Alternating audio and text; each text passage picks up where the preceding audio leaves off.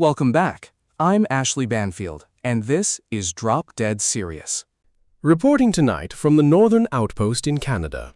We have a major update tonight, plus a revealing interview with Lynette Hooker's mother and stepfather, Darlene and Bill Hamlet. As we speak, the Coast Guard has packed up and is already steaming away.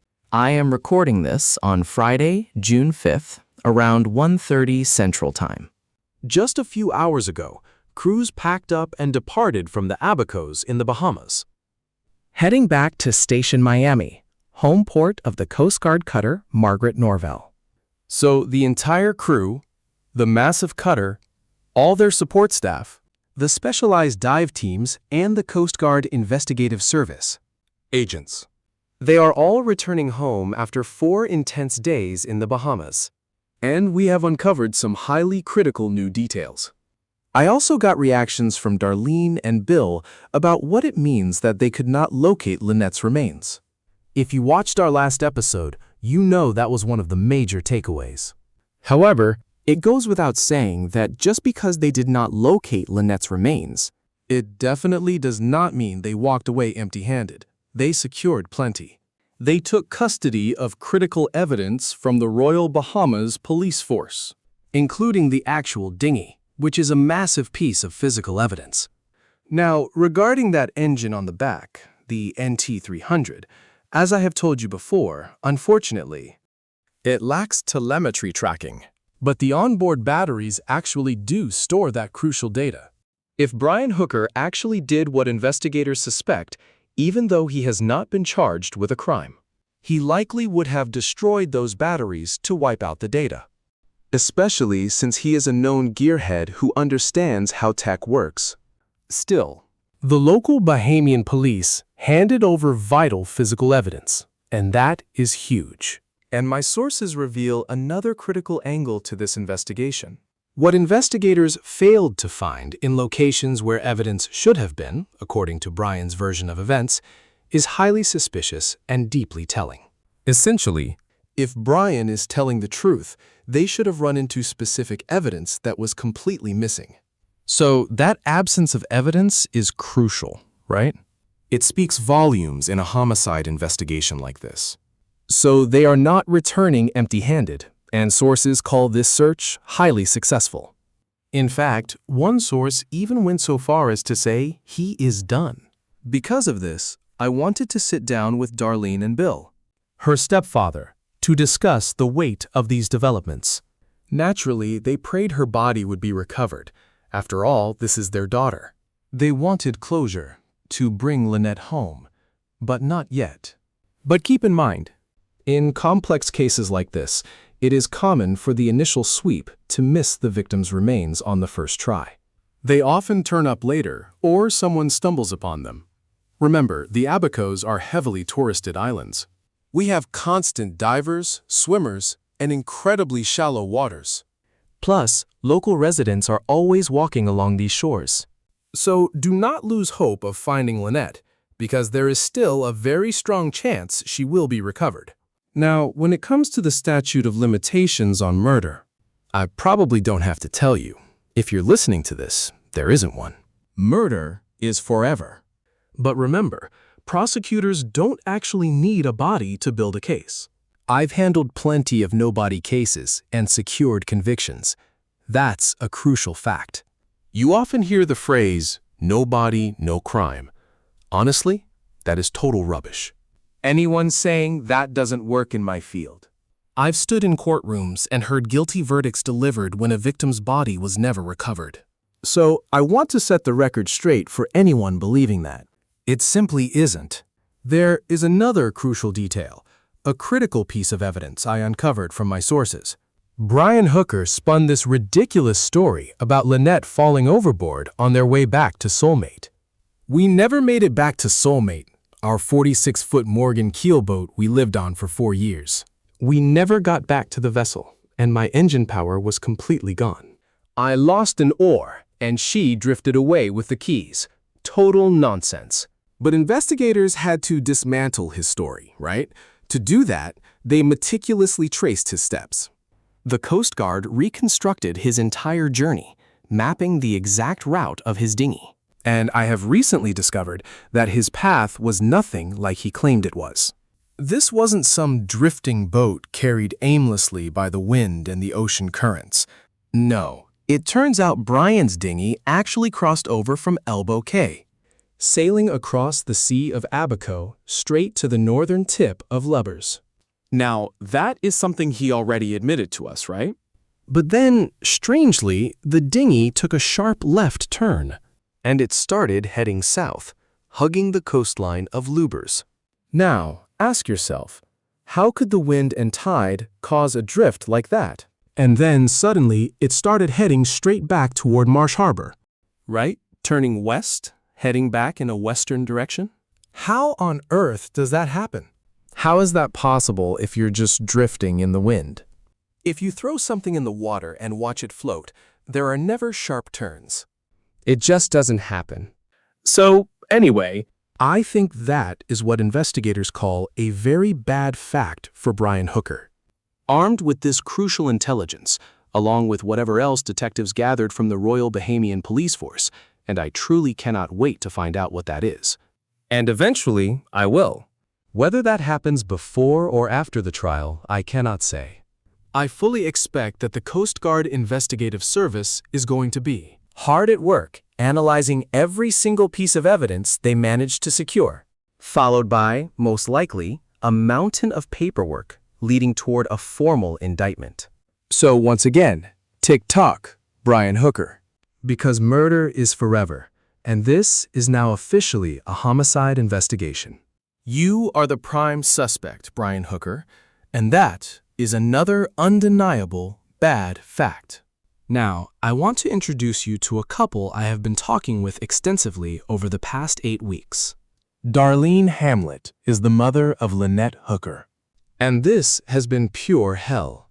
Put yourself in her shoes for a moment. Imagine what this must feel like. Waiting to find out where your daughter is, what happened, waiting to bring her back home. Beside her, her husband, Bill Hamlet. This is our very first chance to speak with Bill, and I am incredibly grateful for it. He has truly been an absolute rock for Darlene. Unbelievably supportive, helpful, and really a true father figure to young Lynette. So, without any further delay, here is my conversation with Bill and Darlene. Bill and Darlene, thank you both so much for joining me today. It must be such a devastating disappointment to you that they did not find Lynette.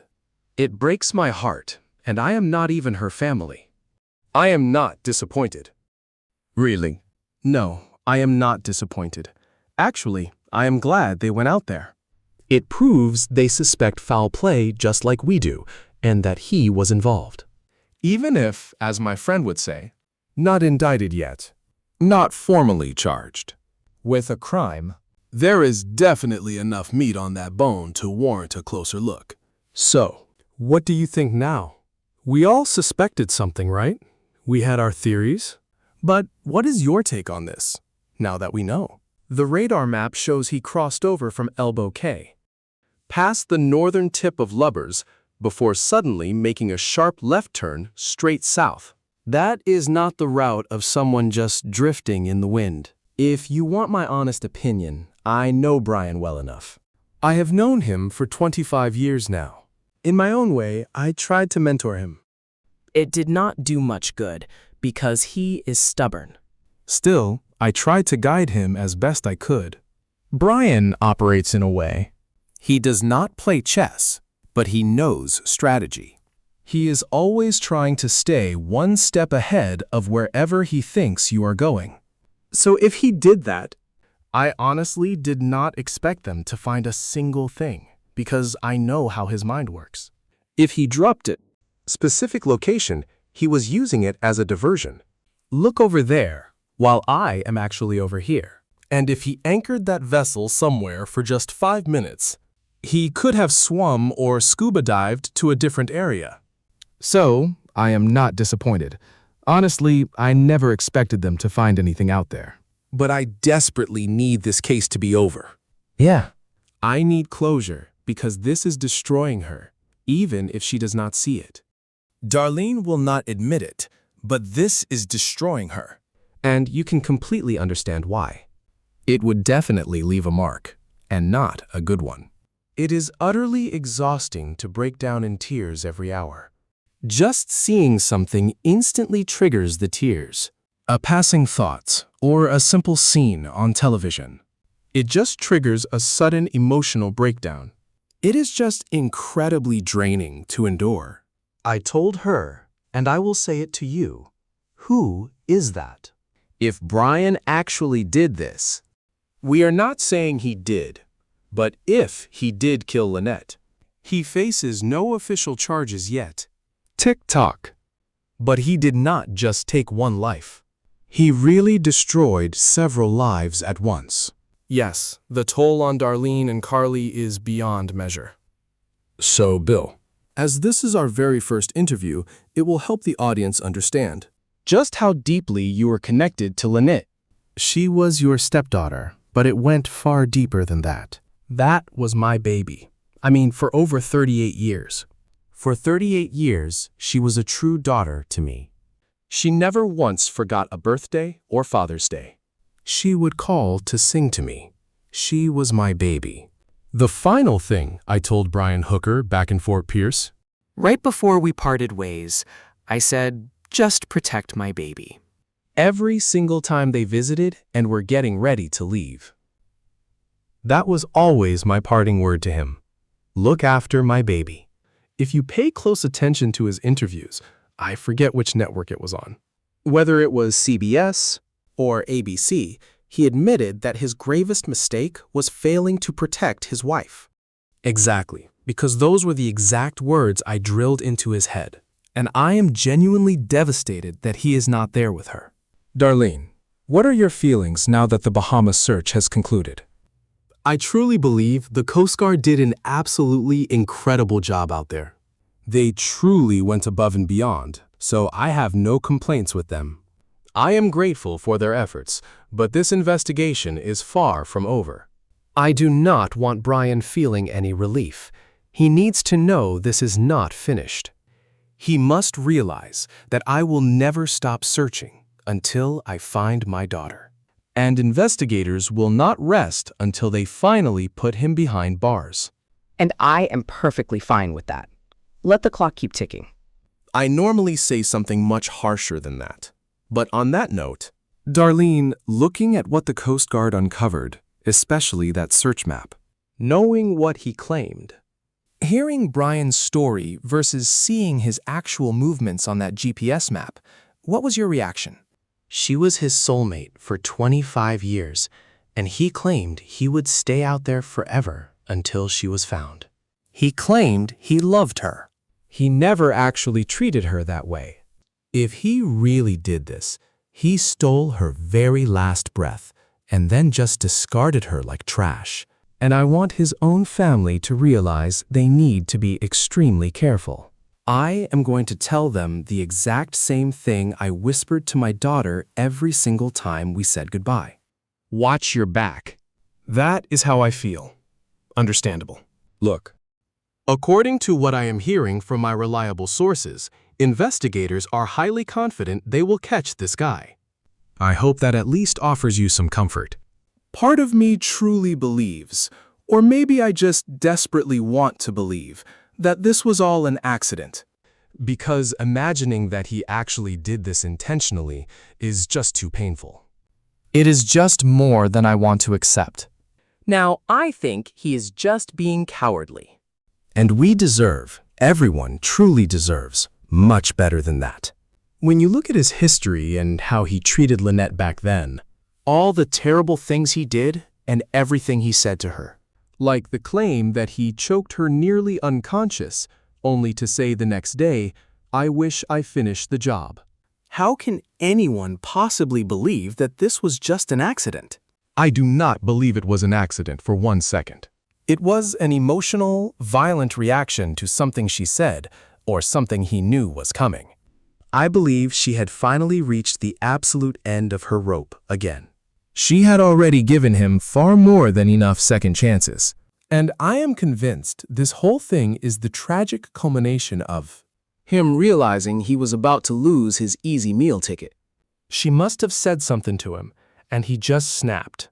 And I suspect things went much further than he ever intended them to.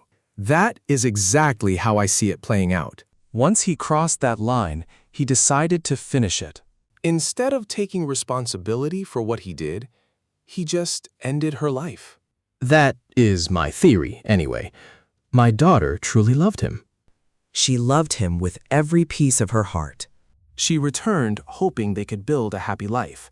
And if he knows anything else at all, if it really was an accident, he needs to come forward. That is all. Just come forward. This is a devastating interview because I kept hoping they would find her alive. But we will find her. She will be found. I am absolutely sure of that. Beyond that, as I have mentioned before, I have covered several criminal cases resulting in guilty verdicts even without a body being recovered.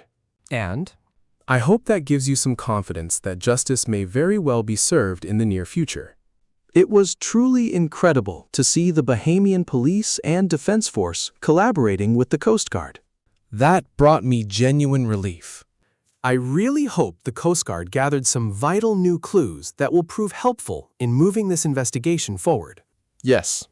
That is a major piece of the puzzle. Specifically how the Royal Bahamian Police worked closely with the United States Coast Guard Investigative Service to hand over that crucial dinghy along with other vital pieces of forensic evidence.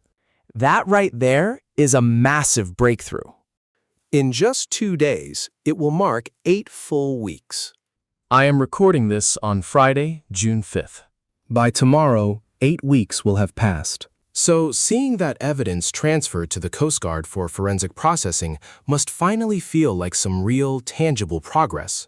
It really does. It has been a long wait, but this is progress. Yes. What is your message to him? Brian always insisted that he wanted to vanish entirely off the grid. That was everything to him. He hated anyone telling him what to do or where to go. So, if he goes online now and sees his name plastered across the internet? That true anonymity is something he will never achieve. Unless he assumes a new identity. Or until he is arrested, which puts him off the grid forever. Exactly. He will certainly be off the radar if he is arrested and convicted. And to be clear, he is still innocent until proven guilty. No official criminal charges have been filed against him yet. But if that day comes, the world may never hear from him again. Still, the worry persists. I know there are plenty of reports suggesting he has already fled the country. But my own sources insist those rumors are entirely false. Still, do you think he would run if the pressure got so intense that he felt an arrest was imminent? Would he find a way to slip across the border without using traditional routes like commercial flights, boats, or official customs checkpoints? There is only one lead I have heard, and it involves a brother of his in California who owns a remote mountain cabin completely cut off from the power grid, without phone service. And almost nobody knows this property even exists. It is the ultimate getaway spot, where they talk about staying completely off the radar. So, that is the only realistic option I can see him taking. Any other escape route requires a passport. And guess what? Those documents require real names. And if you are flagged on a watch list, you are trapped. I am glad you mentioned that mountain cabin, because that means it is not really off the grid anymore. It puts it in the spotlight. It turns a perfect hiding spot into a known target. Exactly why I brought it up. Honestly, it is good to find a moment of levity. Because these past 7 weeks have been an incredibly dark, painful time. And, I must say, both of you have handled this nightmare with incredible strength. I dread asking how you are holding up. Knowing how impossible that is, but how are you getting through these brutal weeks? We ended up in counseling. Once a week. It actually seems to help. You release all that heavy, negative energy and get an honest outside perspective on what you are doing. It feels, well, let me just say it, almost like seeing a psychologist. Honestly, She is a psychologist, but feels more like a psychiatrist, and it has helped. It really has, and that is how we cope with this. The other thing I do is try, because a tragedy like this always hits a mother much harder than a father. So I make sure to support Darlene as much as I can. For me, there are just so many overwhelming emotions to process. So many. I am utterly heartbroken. And I am furious. I am angry, disappointed, feeling the entire spectrum. It is absolutely everything at once. So when a professional tells you it is okay to feel these things, it really does make you feel a little bit better, you know? On a personal level, there is one more thing. Sometimes I feel this deep guilt About her working at AT&T. I actually got her that job. It was pure nepotism at its best. She did not even take an entrance exam, which is completely unheard of nowadays. But I got her in, and she was absolutely outstanding. And absolutely everyone loved her. Her coworkers and everyone around her always kept telling me how amazing she was doing. She was focused, determined. That was just who Lynette was. Most women never climbed utility poles. And she was absolutely terrified. She called me, asking, "How do I do this? How do I keep from falling?" So I did my best to prepare her for a fall. Buying her a leather vest so that if she had to cling to the wood, she would protect herself from getting painful splinters. Just little things like that. I mean, she was my little girl. Let me tell you, I have spoken with her colleagues at AT&T, and they completely back you up. They adored her. They described her as a joy, someone who carried a beautiful, vibrant light. They loved walking into a room and seeing her there, but their description of Brian was the absolute polar opposite. They called him one of the most abrasive, difficult people they had ever dealt with, Unnecessarily agitating the staff at every turn. He was supposed to manage them, but instead, he made their lives pure misery. It was a stark night and day contrast, coming from coworkers who, Well, they have absolutely no reason to lie about it. they offered. Look, this is a difficult question to ask, and please, don't feel forced to answer. I get the feeling you have been waiting for this entire week to pass before planning the next steps for Lynette. Has there been any real talk about a funeral or a memorial service for her? We talked, Darlene spoke with her dad and Kathy. Her father and stepmother actually came here. The day we submitted our DNA. That DNA day, Darlene tried bringing it up, but got absolutely nothing. Well, it is just that we are not ready to discuss that yet, but we know. We all know. It is not like we expect Lynette to walk back home. It is just, we know we have to face that reality. That is really all I can say. I understand, and I always say this. It is a club you have joined without ever intending to be part of it. You never wanted to be in this position, and yet here you are in this exclusive, painful club, and navigating through it is incredibly hard. And? I always tell people the only way to survive inside this club is reaching out to others who share your pain and lean heavily on your support network. Just like that. Exactly. I believe the biggest hurdle is simply taking that next step forward. You are left completely lost on what to do next. You think this part is over, but now what? Because Lynette is still not home. So, yes, anyone asking about closure simply does not understand that true closure does not actually exist. You cannot expect it. You can try to get close, but it never truly arrives. And while outsiders think it is possible, only you know the truth. Let us definitely stay in touch. And thank you for doing this. If there is anything we can do, we are always in your corner. And thank you, Ashley. We truly appreciate your support. You have done incredible work. It is not over yet, but we truly value you. I know. I just want to ensure you realize how much we appreciate your work so far. We know there is more ahead. You already know how I usually end things, right? Tick-tock. Oh yes, tick-tock. Tick-tock. Yes, thank you. Well, there you have it. My deepest thanks to Bill and Darlene Hamlet. These conversations are incredibly painful, yet absolutely vital to have.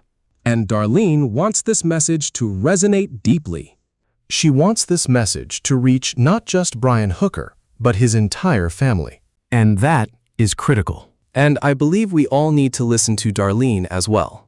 To understand what this torment means for the families of missing persons or victims of violent crime, right? We usually focus on the direct victim of a crime, but the ripple effect is massive. We cannot forget her father.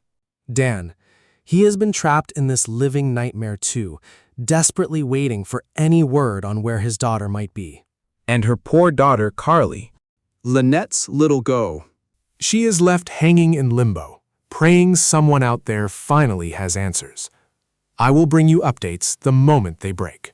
For now, grueling work lies ahead for the United States Coast Guard Investigative Service. I trust their grit. They are relentless, hunting for leads every single day. Weekends included, without pause, and we are right there with them. I will share fresh developments the second they surface. Until then, thank you for listening. Thanks for watching. If you want to follow this case, please subscribe. It costs nothing. Remember this. The truth is not just serious, it is drop-dead serious.